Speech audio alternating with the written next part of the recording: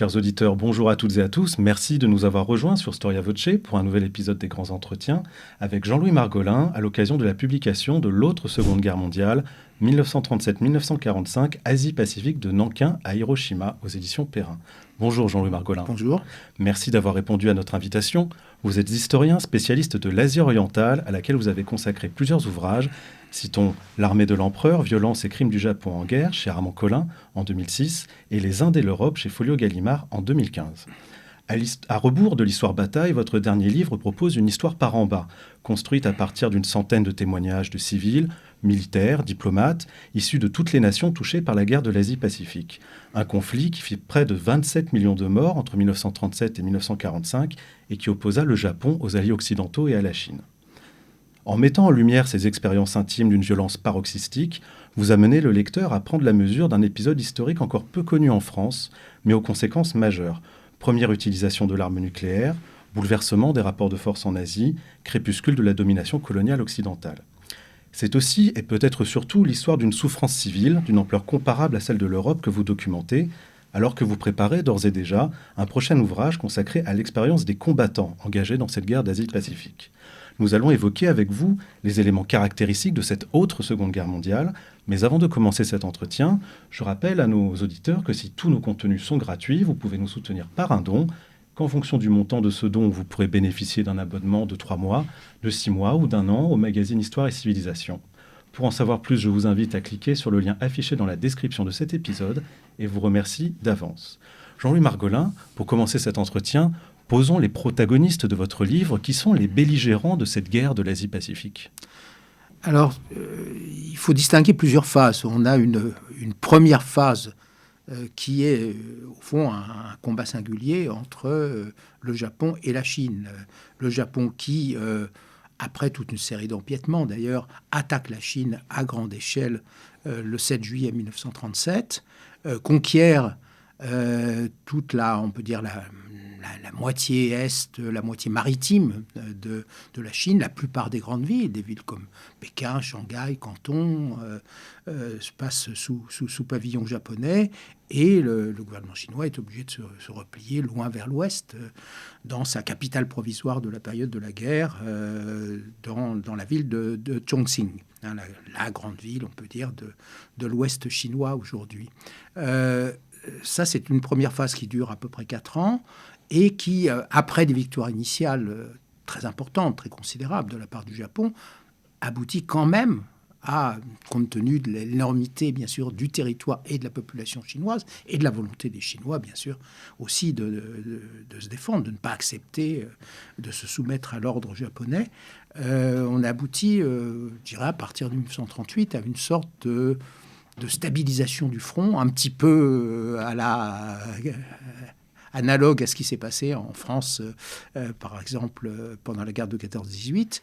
Et donc, le Japon, qui n'arrive pas à obtenir cette victoire, tout en occupant une grande partie de la Chine, décide, au fond, pour essayer de trancher le nœud gordien, de frapper un grand coup en 1941, donc 4 ans plus tard, plus de 4 ans plus tard, et donc attaque les puissances anglo-saxonnes, les États-Unis, bien sûr, Pearl Harbor, c'est un épisode bien connu, mais aussi, il ne faut pas oublier, l'Angleterre dans ses colonies, Hong Kong, la Malaisie, Bornéo, la Birmanie, mais aussi les Pays-Bas, qui, tout en étant occupés par l'Allemagne depuis 1940, maintiennent à la différence de ce que fait la France, par exemple, à ce moment-là, un gouvernement en exil à Londres. Ce gouvernement, qui ne contrôle plus donc les Pays-Bas proprement dit, continue à contrôler la principale colonie néerlandaise, c'est-à-dire l'actuelle Indonésie, ce qu'on appelait à l'époque les Indes néerlandaises. Et donc le Japon attaque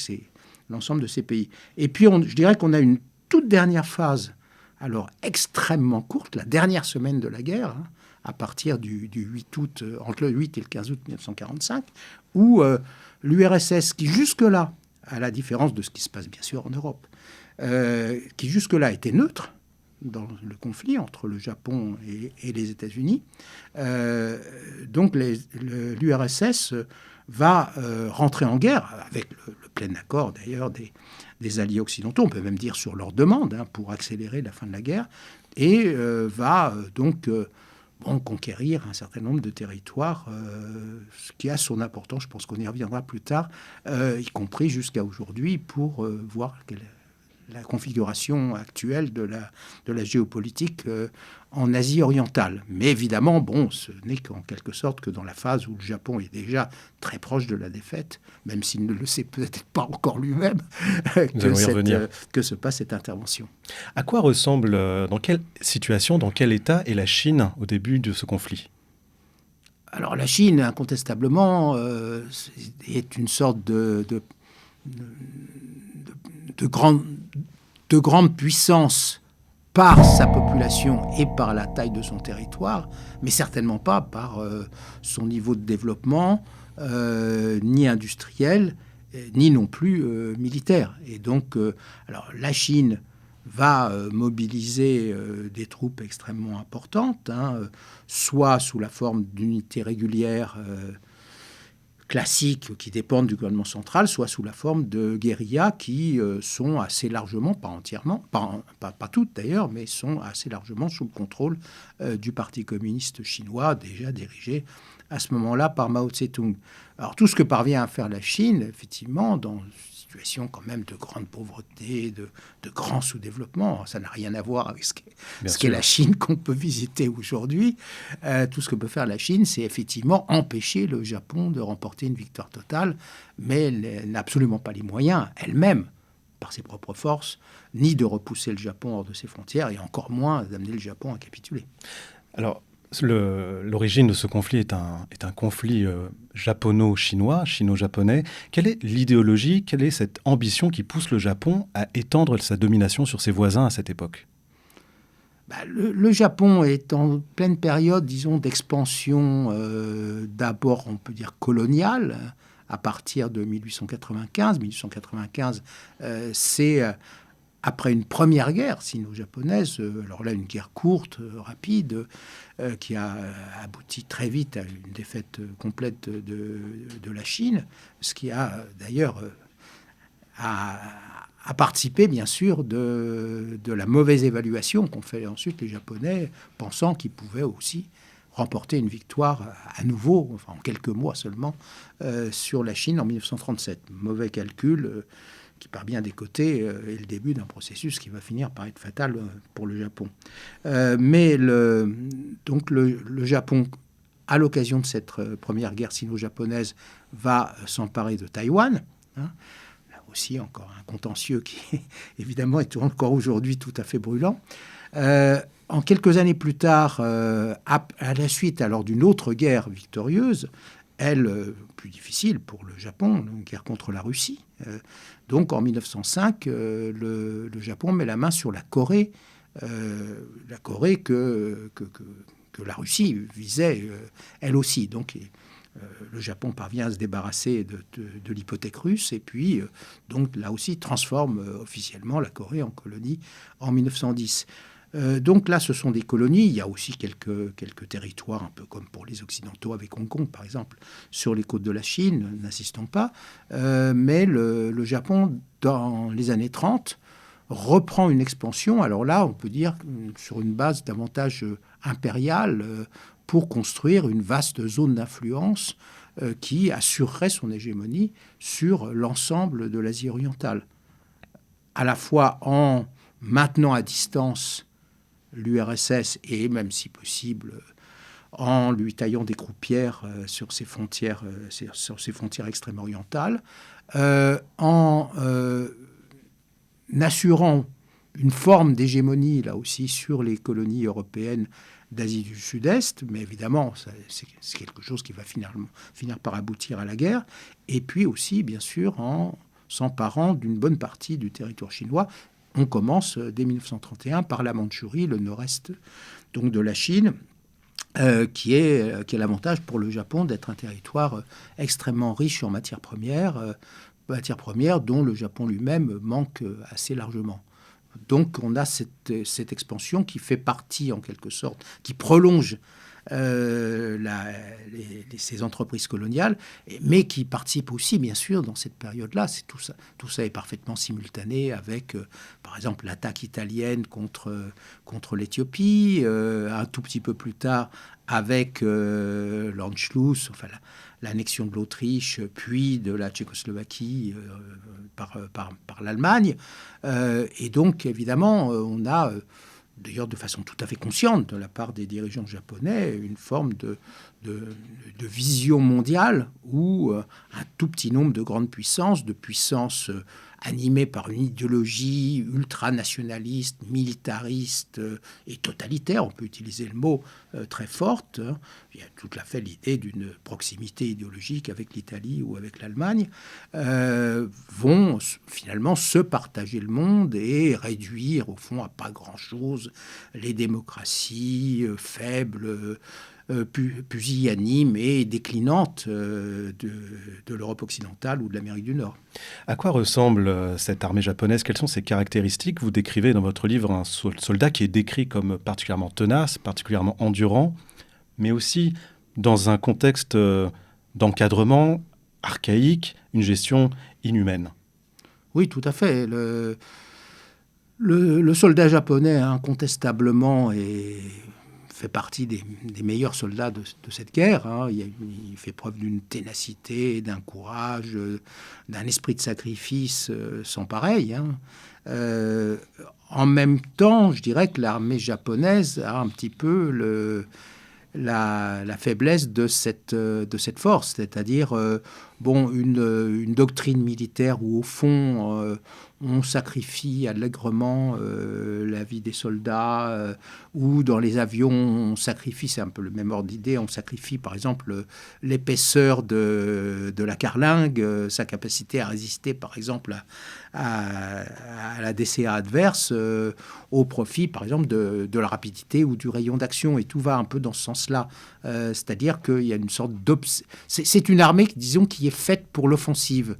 Mais à partir du moment où on commence à se casser un petit peu les dents sur un adversaire tenace, les faiblesses de l'armée japonaise deviennent évidentes, en particulier au niveau de sa logistique. Et là aussi, on sacrifie énormément à la force combattante la capacité à ravitailler en vivres, en munitions, cette force combattante. Et ça va entraîner une sorte de cercle vicieux. Par exemple, en Chine, le fait que, de façon tout à fait délibérée, les troupes japonaises sont invitées à vivre sur le pays, c'est-à-dire à piller les malheureux Chinois, déjà souvent quand même un petit peu au bord de la disette, qui se trouvent sur leur passage. Et évidemment, le moins qu'on puisse dire, c'est que ça n'aide pas les Japonais à devenir populaires ou à vaincre l'esprit de résistance des Chinois, puisque, disons qu'ils se font quand même carrément détester. C'est une caractéristique de cette armée japonaise, c'est également sa brutalité dans le traitement des prisonniers de guerre. Oui. Quelque chose qui est un peu oublié en France, qui est beaucoup plus vivace dans les mémoires notamment américaines, britanniques et chinoises, bien entendu. Oui, australiennes. Australiennes, bien sûr, évidemment, australiennes. L'Australie est le seul, on peut le noter, c'est le seul pays, disons, du monde anglo-saxon, sinon du monde occidental, qui est consacré plus de force à se battre contre le Japon qu'à se battre contre l'Allemagne. Et donc le souvenir, effectivement, des mauvais traitements qui n'ont pas été particuliers aux Australiens, mais qui ont été comparativement plus massifs à l'encontre des militaires australiens qu'à l'encontre des militaires, par exemple, britanniques ou américains, est très fort en Australie, effectivement. Et comment expliquer ce type de comportement par une armée qui est signatrice des conventions internationales réservées au traitement des prisonniers de guerre? Oui, alors tout ça est assez paradoxal et justement montre quand même à quel point le Japon a évolué, dans le mauvais sens du terme, au cours de la période qui nous intéresse le plus, c'est-à-dire la période de la préparation à la guerre, disons les années 30, et puis la guerre elle-même, les années 40. Le Japon a été considéré, par exemple, pendant la guerre russo-japonaise, comme une sorte de modèle d'humanité. Ça a été le premier pays qui, quand même dans une grande guerre, on a un peu oublié là aussi, mais enfin, il y a eu au total des centaines de milliers de morts en 1904-1905. Le Japon s'était conduit de façon très humaine vis-à-vis des prisonniers russes. Il avait suivi à la lettre les prescriptions de la Croix-Rouge internationale. Et d'ailleurs, j'ai visité un cimetière de prisonniers de guerre russes au Japon. Il y en a quand même un certain nombre qui sont morts de leurs blessures ou de maladies. Mais enfin, rien qu'à voir l'état de ce cimetière, l'état des tombes, on se rend compte qu'en fait, ces prisonniers ont été très correctement traités et pas du tout mis à la fosse commune, par exemple, comme ça va être le cas, malheureusement, des prisonniers de guerre occidentaux dans la Seconde Guerre mondiale. Donc, on a un pays qui a été considéré longtemps comme un modèle, finalement, le meilleur élève dans la région, presque le meilleur élève en dehors de l'Europe, des principes humanitaires civilisés, entre guillemets, qui sont ceux de l'Europe du 19e ou du début du 20e siècle. Et au contraire, là, on va avoir une évolution tout à fait inverse. Alors, vous dites qu'il faut voir que le Japon avait signé la Convention de Genève sur les prisonniers de guerre, mais ne les avait pas ratifiées. Tout à fait. Ce qui constitue évidemment une sorte de porte de sortie pour ne pas les appliquer. Alors, ceci dit, peut-être en pensant que lui-même pouvait avoir des prisonniers aux mains des Occidentaux. Ceci dit, dès le début de la guerre, en janvier 1942, le Japon, par l'intermédiaire des puissances neutres, envoie une note aux Anglais et aux Américains pour dire qu'ils s'engageaient à suivre pour l'essentiel les principes des conventions de Genève. Donc il y a eu cet engagement, un engagement qui n'a été quand même que très partiellement, voire pas du tout suivi dans le concret, puisque on a des prisonniers qui sont sous-alimentés systématiquement, qui sont mis au travail dans des conditions effroyables et mis au travail au service de l'effort de guerre japonais, alors que en principe c'est interdit de faire travailler des prisonniers pour l'effort de guerre de votre propre pays. On a par exemple, les tentatives d'évasion sont à peu près systématiquement sanctionnées par la peine de mort, alors que normalement, dans les conventions, elles ne doivent pas faire l'objet d'une punition particulière. Bon, etc., etc. On ne va pas rentrer dans tous ces détails, mais on a une cruauté très grande dans le traitement des brimades, des punitions physiques terribles, qui aboutissent quand même à ce qu'à peu près 27% des prisonniers de guerre occidentaux, en à peine plus de 3 ans, la plupart sont faits prisonniers début 42 et puis libérés fin 1945, que 27% de ces prisonniers meurent de ces mauvais traitements. C'est aussi le cas d'ailleurs, il faut le préciser, d'à peu près 15% des civils occidentaux qui, avec, je dirais, encore moins de justification, sont eux aussi très maltraités. Et donc, les femmes, les enfants, les vieillards américains, britanniques et surtout hollandais, il y en a beaucoup qui vivent dans l'actuelle Indonésie, vont aussi très durement subir cette occupation japonaise et les camps qui ressemblent plus à des camps de concentration qu'à des camps d'internement dans lesquels ils sont jetés. Un des actes les plus retentissants, un des actes de cruauté les plus retentissants de l'armée impériale japonaise, c'est le massacre de Nankin, fin 1937, début 1938. Ce retentissement était tel qu'il a peut-être pu éclipser d'autres crimes du Japon impérial. Pourriez-vous tout de même revenir sur le contexte et les raisons de cet événement ? Le massacre de Nankin, effectivement, est lié à une circonstance particulière, c'est-à-dire le fait que le Japon, justement, il s'agit des premiers mois de la guerre. La guerre commence à grande échelle en juillet 1937 et le massacre a lieu courant décembre. Le Japon pense encore qu'en assénant un grand coup et en terrorisant la population chinoise et les autorités chinoises, il parviendra à ses fins, c'est-à-dire qu'il obtiendra un effondrement complet de la résistance chinoise et une capitulation au fond des autorités. Et donc, ça explique quand même très largement, effectivement, cette brutalité. Le second élément, c'est que ça correspond un petit peu à ce que je disais tout à l'heure, la tendance des Japonais à négliger assez largement les questions de basse intendance, de logistique, hein, qui, bon, dans une armée moderne, évidemment, consomme souvent plus d'hommes et de moyens que l'affrontement lui-même. Donc, dans le cadre de cette négligence, on propose un certain nombre de carottes aux militaires japonais et on entretient, par exemple, en direction de Nankin, une véritable compétition, une sorte de course de vitesse entre différentes unités, en disant que les premiers qui parviendront à Nankin, ils auront la possibilité de se servir ad libitum sur la ville et sur sa population, avec une sorte de pillage généralisé qui, on les récompensera en quelque sorte de leurs efforts.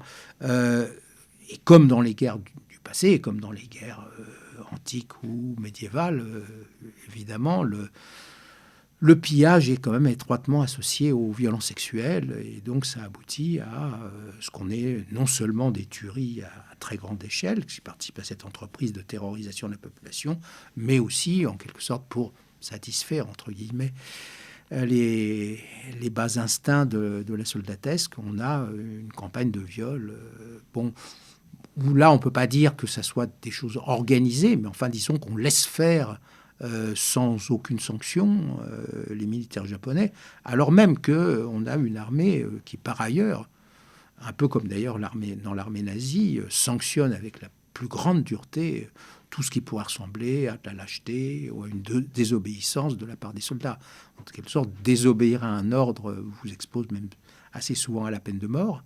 Par contre, effectivement, violer, assassiner une femme chinoise et pour bien faire sa famille, si elle est à côté, qu'elle s'avise de protester, ça, ce n'est généralement pas sanctionné, ou éventuellement une paire de gifles de la part de l'officier s'il se rend compte. Voilà, donc on a là quand même quelque chose, effectivement, qui peut expliquer cette très grande brutalité, dont il faut quand même mentionner le fait qu'elle n'est pas un cas isolé. Sans doute Nankin est-il l'épisode individuel le plus brutal, le plus meurtrier, mais des petits Nankins avec à peu près le même genre de processus, on en a à peu près pendant toute la guerre, un peu aux quatre coins de la Chine, ce qui aboutit au total à un très très grand nombre de victimes civiles. Justement, on parlait des crimes japonais peut-être occultés par ce côté très retentissant du sac ou du massacre de Nankin. Vous consacrez de longues pages de votre livre à l'événement de Manille, en février-mars 1945. C'est un événement qui est particulièrement inconnu, à mon opinion, en France. Pourriez-vous revenir pour les auditeurs de Storia Voce sur cet épisode de la guerre ? Oui, alors donc il faut préciser, Manille, capitale des Philippines. Les Philippines sont une colonie américaine, jusqu'à la conquête japonaise en 1942, mais il faut préciser, c'est important, que à la différence des colonies européennes, par exemple l'Indochine française, les Américains ont déjà décidé avant la guerre, dès 1935, c'est le début de la présidence Roosevelt, d'accorder à brève échéance, dans un délai de 10 ans seulement, l'indépendance aux Philippines. Et en attendant, les Philippines, pour assurer une transition en douceur, les Philippines ont déjà, sous l'égide américaine, un parlement, un président, un gouvernement et toute une série d'autorités qui sont très largement autonomes. Au fond, les Américains n'ont plus qu'une présence limitée aux Philippines. Donc on a, à la différence par exemple de ce qui va se passer en Indochine ou en Indonésie, où en fin de compte les populations ont une certaine tendance, on les comprend, à rester neutres au fond entre leurs dominateurs, entre la domination coloniale qu'ils ont subie souvent assez durement depuis des décennies et puis l'envahisseur japonais. certains sont même assez satisfaits, au moins au début. Ça va généralement se gâter ensuite de voir les Japonais arriver, les Japonais faisant beaucoup de promesses en direction de la liberté, l'indépendance. On représente la force de l'Asie qui se relève, etc. Mais les Philippines, c'est très différent, puisque aux Philippines, on peut dire que l'arrivée des Japonais interrompt un processus qui est déjà largement lancé et qui satisfaisait au fond l'essentiel de la population philippine. Et donc on a une très forte résistance. C'est avec la Chine le pays par excellence où on a beaucoup résisté aux Japonais et où des pans entiers de l'archipel philippin d'ailleurs sont libérés par les guérillas avant même que les Américains en 1944-1945 ne viennent libérer le pays. Alors, justement, dans le cadre de cette offensive américaine, en février 1945, les troupes américaines s'approchent de Manille et, après un certain nombre d'hésitations, les Japonais décident de résister dans la ville. Une partie de l'armée japonaise, la marine en l'occurrence d'ailleurs. Oui. L'armée de terre n'était pas trop d'accord, s'était déjà repliée un peu vers les montagnes. Et donc les Américains ont dû faire face à la possibilité de rentrer pacifiquement dans Manille, ont considérablement bombardé la ville, ce qui a fait beaucoup de victimes, et il y en a eu encore beaucoup plus du fait de la volonté des Japonais de se servir de la population civile comme d'un bouclier humain, et donc face aux Américains, également, au fond, parce qu'ils savent qu'ils vont être écrasés, pour s'amuser, entre guillemets, une dernière fois, ils vont là aussi violer et souvent assassiner un très grand nombre de femmes.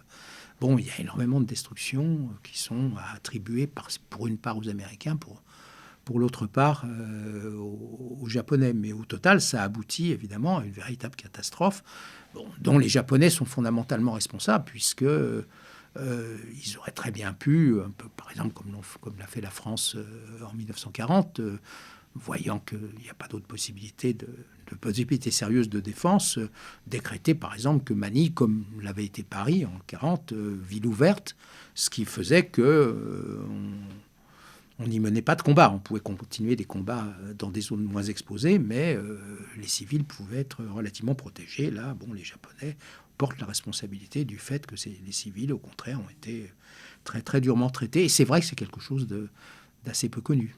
À vous lire, on va parler des fléaux des violences sexuelles à très grande échelle, mais il y a aussi quelque chose qui est présent presque à chaque page de votre livre, c'est le fléau de la faim pour toutes les populations civiles de la région.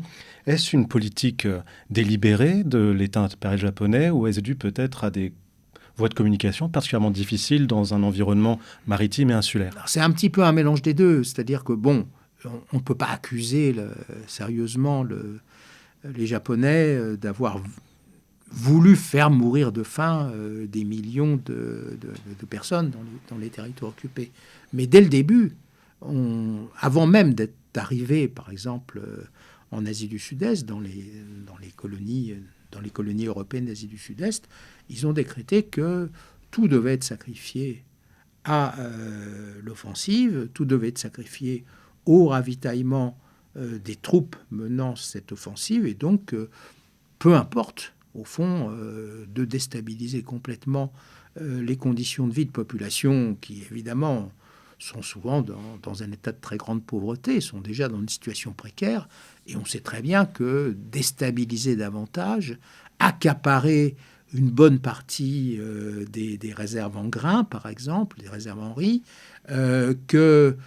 accaparer également les moyens de transport, les moyens de communication, les navires, les chemins de fer, là où on en trouve, ça ne peut qu'aboutir à une véritable catastrophe dans les territoires, dans une bonne partie des territoires occupés, et en particulier dans les grandes villes et dans les zones les plus densément peuplées qui dépendent souvent d'approvisionnement en grains venant d'autres parties de la région. Alors, donc, un grand cynisme de la part des Japonais, mais qui va être considérablement aggravé par l'évolution de la guerre. Et là, l'évolution de la guerre, les Japonais la subissent plus qu'ils ne l'organisent. C'est-à-dire qu'à partir de 1943, et plus encore en 1944-1945, on commence à avoir une offensive, c'est une autre chose assez peu connue, une offensive essentiellement sous-marinière, extrêmement intense de la part des Américains, et secondairement d'ailleurs de leurs alliés australiens ou britanniques, qui ont aussi des sous-marins dans la région. Et progressivement, on va voir les navires de transport de troupes, les navires militaires, mais aussi les navires de commerce dans la région, qui sont à peu près tous accaparés sous contrôle japonais, être envoyés par le fond. Et donc, on arrive à une situation où, finalement, dans les derniers mois de la guerre, la dernière année de guerre, en gros, les transports maritimes dans la région sont presque entièrement interrompus, aux dépens d'ailleurs du Japon lui-même, qui, en quelque sorte, ne peut pas se ravitailler comme il l'avait entendu, aux dépens de ses colonies. Par exemple, il y a beaucoup de pétrole en Indonésie, mais ce pétrole, il peut tout simplement plus parvenir au Japon en 1945. Alors, les choses sont aggravées par la configuration géographique de la région, qui, à la différence de l'Europe, qui est une péninsule, représente une masse continentale considérable, où il est quand même presque impossible, même à des bombardements intenses, d'interrompre complètement et définitivement des transports terrestres. Les voies ferrées, finalement, ça se répare assez vite. Là, s'il n'y a plus de navires, il n'y a plus de navires. On ne reconstruit pas une flotte en claquant dans les doigts. Et donc, on a effectivement une situation telle que, par exemple, si on prend le cas de l'Indochine française, du Vietnam, le Tonkin, la partie nord, qui est, on peut dire, structurellement déficitaire en grains, mais qui s'en tirait parce qu'elle était ravitaillée par la partie sud du pays, à 1800 km au sud, autour de Saigon, ce qu'on appelle la Cochinchine. Tout simplement, là, le ravitaillement n'est plus possible. Il y a une unique voie de chemin de fer qui est surchargée et elle-même bombardée. Et puis, le capotage côtier qui assurait le ravitaillement ne peut pratiquement plus avoir lieu. Alors là aussi, bien sûr, la responsabilité japonaise est engagée, parce que les Japonais décident délibérément de sacrifier la vie de centaines de milliers de Vietnamiens, de peut-être 1 million de Javanais dans l'actuelle Indonésie, 1 ou 2 millions de Javanais, au profit d'un effort de guerre qui, objectivement, à partir, je dirais, de la fin 1944, est de plus en plus vain, puisque au niveau du rapport de force, il est clair que le Japon ne peut plus éviter la défaite. Donc le simple fait de s'obstiner à faire la guerre jusqu'au bout, jusqu'à l'épuisement complet de ses forces, évidemment, a comme, si je puis dire, comme effet secondaire, disons, catastrophe non voulue, mais que le Japon a tout à fait délibérément accepté, parce qu'évidemment ils étaient au courant, de faire mourir de faim, de faire mourir d'épuisement des millions d'Asiatiques un petit peu partout, les choses ne cessant de s'aggraver jusqu'à la capitulation finale. Pour ne prendre que cet exemple, je pense que à peu près tout le monde sait quand même que Singapour est aujourd'hui un des territoires les plus prospères au monde. Le revenu moyen par habitant à Singapour est égal, voire supérieur à ce qu'il est dans la plupart des pays occidentaux. Mais on a, compte tenu évidemment que les Singapouriens ne peuvent pas s'alimenter par les quelques rizières qui existent encore à l'époque dans leur île menue. Donc on a à peu près 20% de Singapouriens qui vont mourir de faim entre 1944 et 1945. Un passage particulièrement marquant de votre livre, c'est l'évocation du débat sur l'utilisation de la bombe atomique par les Américains. Plusieurs écoles débattent de cette utilisation. Pour une certaine école, le Japon était déjà vaincu, le Japon était de toute façon déjà prêt à se rendre, et cette arme a été utilisée plutôt à destination des soviétiques ou pour la tester. Je crois que ce n'est pas la thèse que vous défendez dans ce livre. Non, effectivement. Donc, on a beaucoup débattu, et c'est légitime d'ailleurs, à propos de l'utilisation de cette arme nucléaire, qui pose énormément de problèmes, non seulement d'ordre géostratégique, mais d'ordre philosophique, moraux, etc.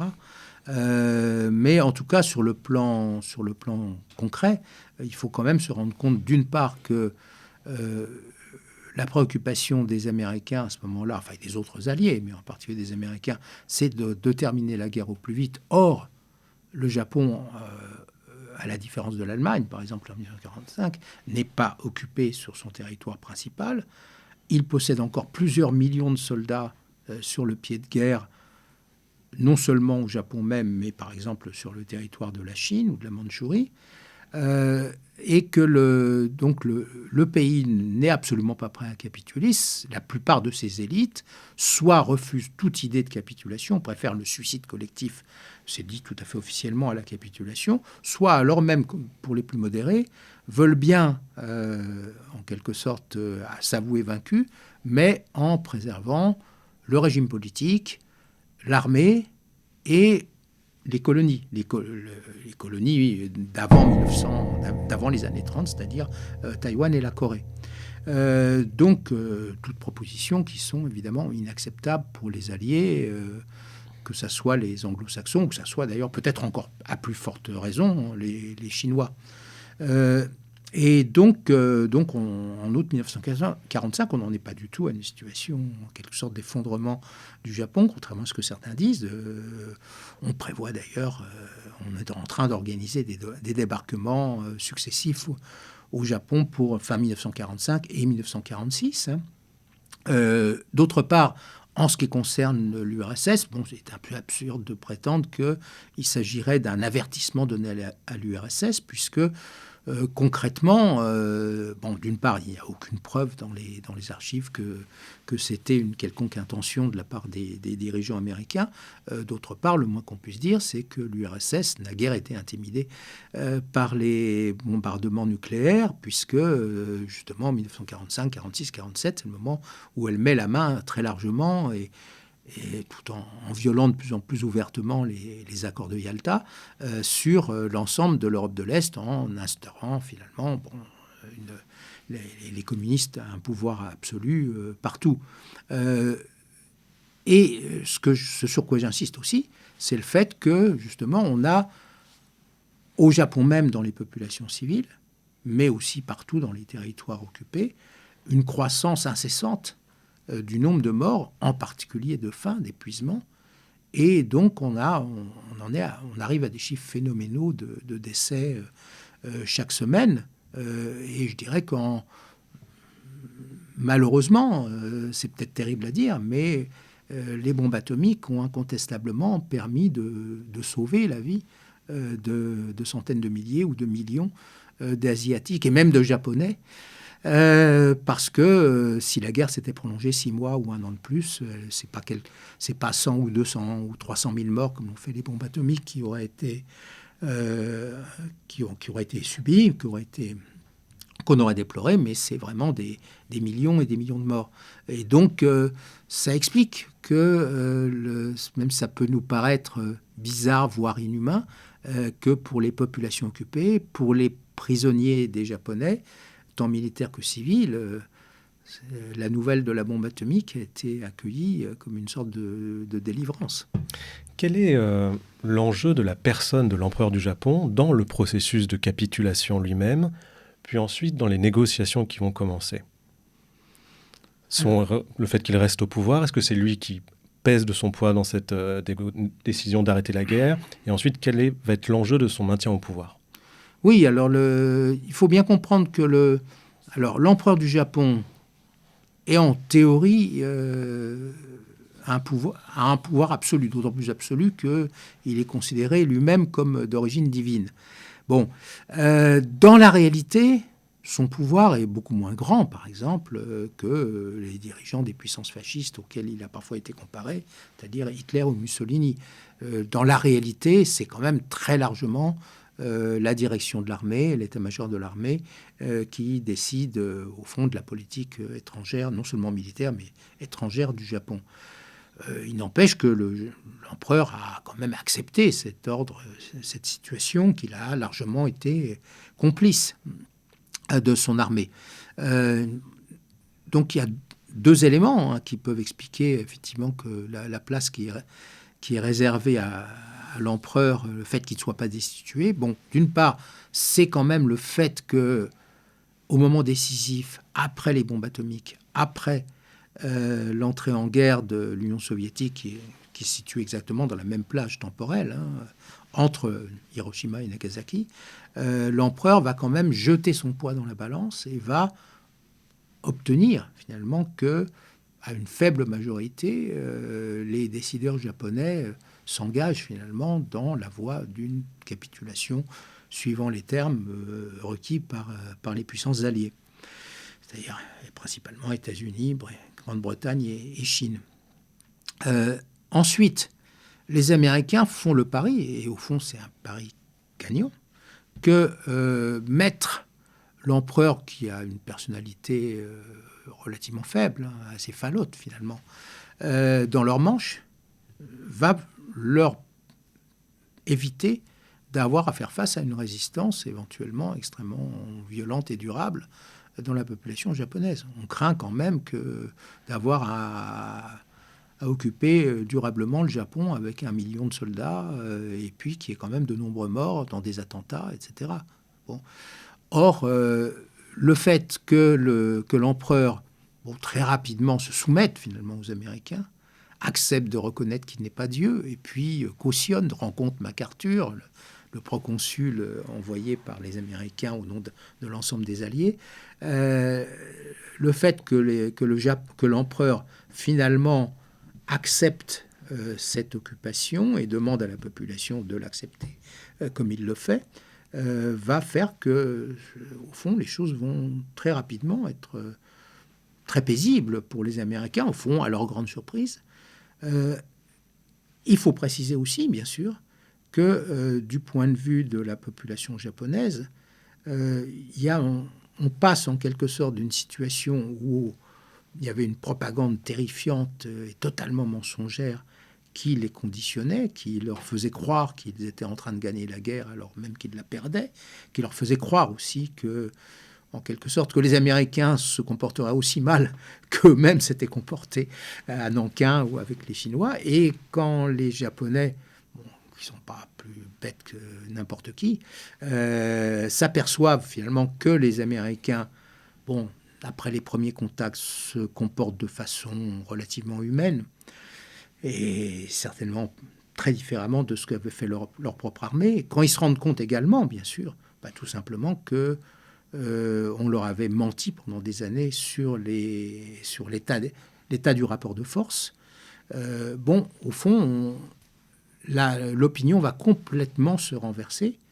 Les Américains y aident d'ailleurs en libérant les prisonniers politiques, en autorisant tous les partis politiques, y compris le Parti communiste qui n'avait jamais été autorisé précédemment dans l'histoire du Japon. Et donc on va avoir une mutation à peu près complète de l'opinion japonaise dans une forme de réaction contre ce à quoi elle avait adhéré pendant des années ou des décennies. Comment expliquer que, contrairement à l'Europe, où un processus de réconciliation a été possible, cette guerre de l'Asie-Pacifique soit un passé qui ne passe toujours pas et soit un irritant toujours aussi profond dans les relations entre les pays de cette région? Oui, alors le problème, c'est que j'ai dit un certain nombre de choses positives sur la capacité du Japon à se réformer dans les millénaires après-guerre. Et il en reste des traces, puisque le Japon, avec le Costa Rica, est quand même l'un des 2 seuls pays qui, dans sa constitution, c'est l'article 9 de la constitution japonaise de 1946, s'interdit d'avoir une armée et de mener une guerre offensive. Mais les choses se sont arrêtées en chemin. Il y a une forme de réaction qui a empêché, en quelque sorte, le Japon d'aller aussi loin qu'il aurait fallu dans la reconnaissance, en particulier de ses propres crimes. Un signe très, très, très important, c'est par exemple le fait que des criminels de guerre japonais ont été jugés et condamnés, mais ça a toujours été par des tribunaux étrangers. Aucun tribunal japonais n'a jamais jugé ou condamné un criminel de guerre japonais. Et là, il y a quand même une grande différence, par exemple, avec l'Allemagne, même si en Allemagne, ça a pris un certain temps.